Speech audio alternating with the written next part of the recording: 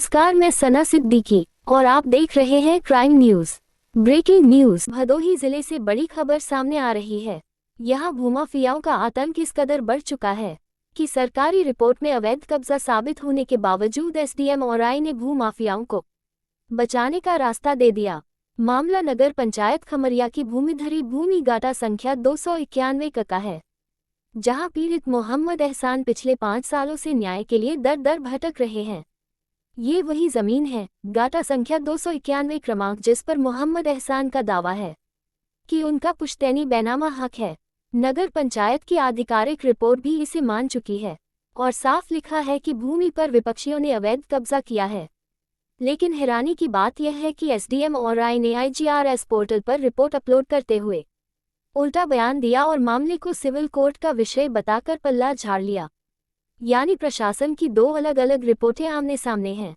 Bite Mohammad एहसान। 2019 से लेकर आज तक मैंने थाना, तहसील, DMSP, मंडल आयुक्त, मुख्यमंत्री पोर्ट, प्रधानमंत्री पोर्टल और यहां तक कि राष्ट्रपति पोर्टल तक शिकायत की, लेकिन हर जगह से सिर्फ आश्वासन मिला, जमीन मेरी है। रिपोर्ट में भी कब्जा अवैध लिखा गया है, फिर भी प्रशासन भूमाफियाओं को बचा रहा है।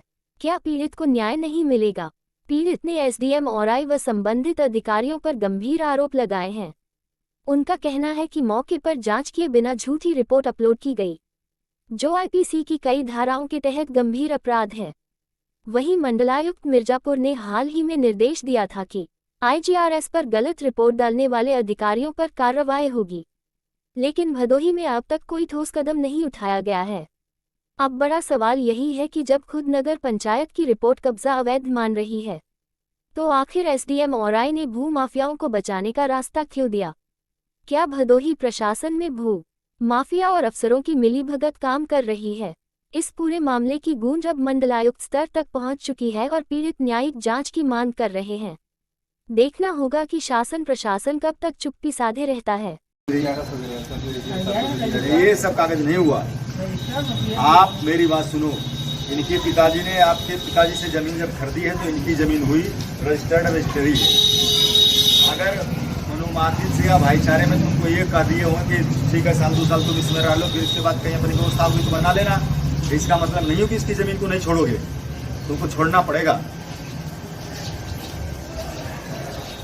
अगर मैंने जैसे कि मेरी दुकान खाली है, तुम कह रहे हो मेरा छत टूट गया है कि हमको रहने दीजिए भाई साहब, हमको ठीक है 2 महीना रह लो, बरसात खत्म हो जाएगी तो तुम गाड़ी का महीना जाएगा तो तुम निकल जाना। तो तुम ये कहोगे नहीं ये तो मेरा है, ये नहीं चल पाएगा। ये रजिस्टर्ड रजिस्ट्री है इसकी, दिखाई दे रहा है। तो सबसे बड़ी हो तो इस चीज को तुम इंश्योर कराओ कि रजिस्ट्री तुम्हारे पिताजी ने, इनके पिताजी का है, जमीन पर हक इनका बनता है, तुम नाजायज रूप से इसके अवैध रूप से कब्जा हो।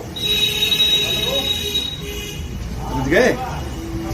हाँ, तो अपनी व्यवस्था करो, अपने परिवार के रहने की व्यवस्था करो। बरसात का मौसम है, आपके भाई हैं, चट्टा ताऊ के लड़के हैं, कहीं से महीना 2 महीने का 10 दिन 5 दिन जितना टाइम में देते हैं उतना टाइम ले लो, उससे इसको खाली करो। समझ गए मेरी बात को?